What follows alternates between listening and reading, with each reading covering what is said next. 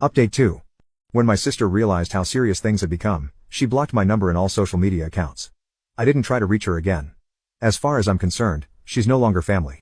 With the evidence compiled, my lawyer helped me file a civil lawsuit against Sarah's parents and my sister. We cited conspiracy to commit fraud, intentional infliction of emotional distress, and unlawful enrichment.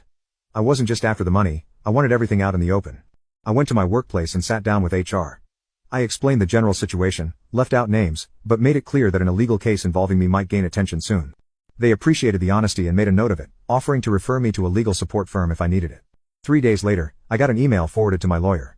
A legal journalist who specialized in identity fraud and staged disappearances had been tipped off anonymously.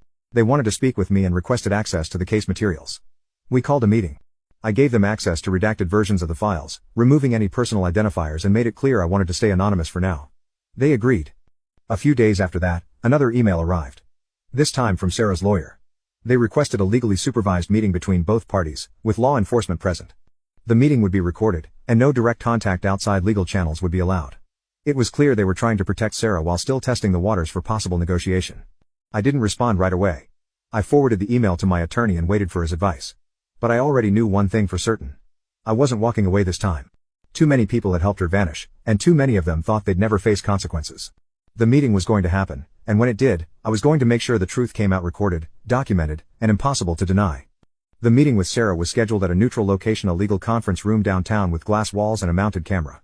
A police officer sat in the corner. My lawyer and I arrived first, followed by Sarah and her attorney. She walked in head down, didn't look at me. Once the officer turned on the recording device and confirmed all parties were present, her lawyer started by laying out their narrative. According to them, Sarah had staged her death because of emotional distress. They claimed she felt overwhelmed and controlled, and that the idea of disappearing seemed safer than trying to fight through a divorce. I let them finish without interruption. When they were done, I opened my folder and handed over a USB drive. My lawyer explained what was on it: timestamped emails, digital messages, and planning documents between Sarah, her parents, and my sister. The files showed discussions about how to disappear, how to change names legally, how to avoid detection, and even how to time the fake death to match a weekend storm. We addressed the coroner's report next. I brought out a printed copy showing how it had been filed by a retired officer, a known friend of Sarah's family, despite nobody ever being found. We highlighted that the death certificate contained language pulled from a generic template and was filed unusually fast. Then we moved on to the life insurance policy. I had records showing the policy had been modified with the beneficiary changed to Sarah's mother, just months before the staged disappearance. My lawyer asked Sarah directly who filled out the change forms. She didn't answer. Her lawyer said Sarah had no access to the money, that her parents handled everything. They claimed she never benefited financially from any of it and had only agreed to vanish out of fear. They floated the idea of a compromise.